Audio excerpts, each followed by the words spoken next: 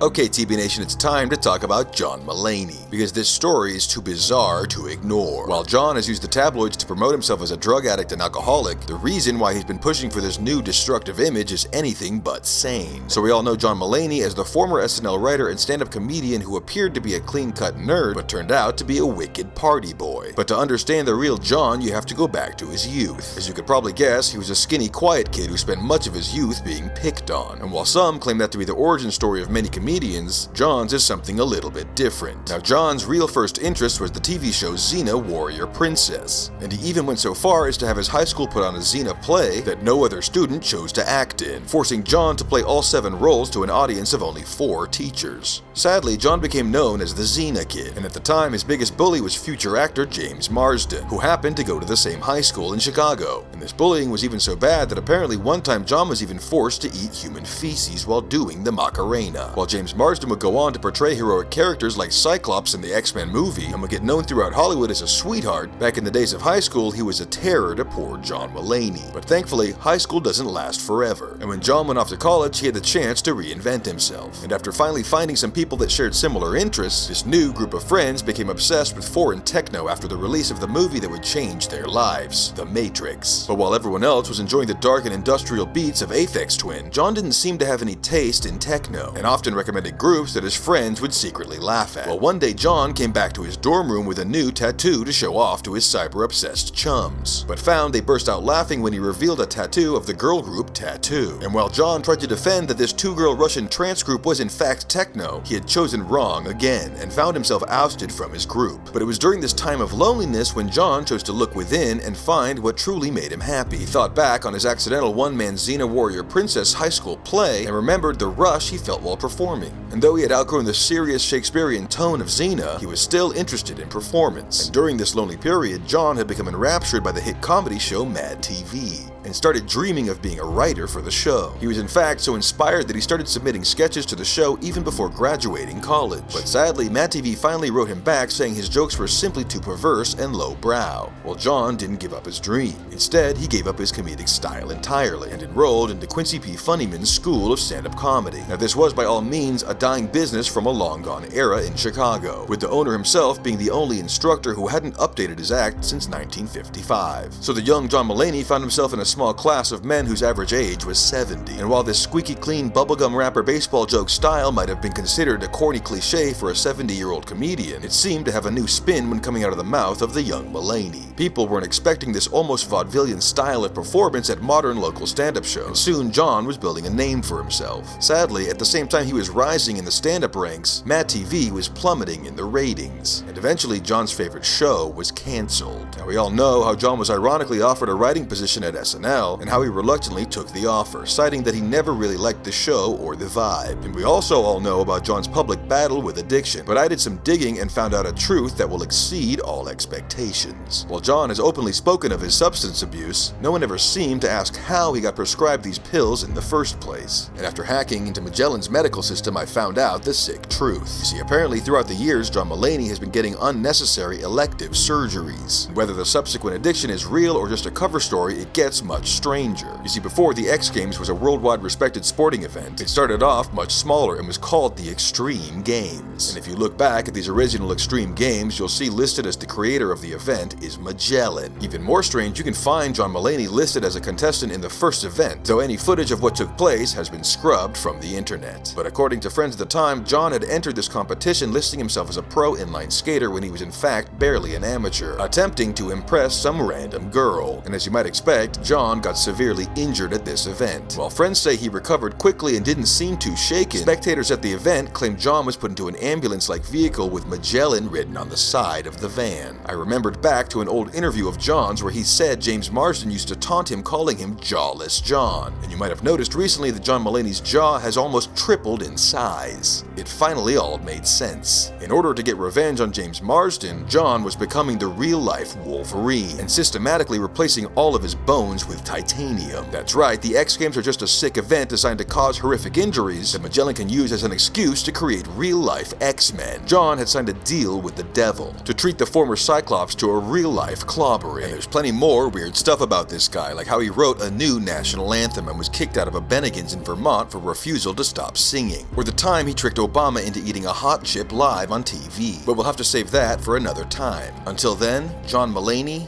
you're a total bitch.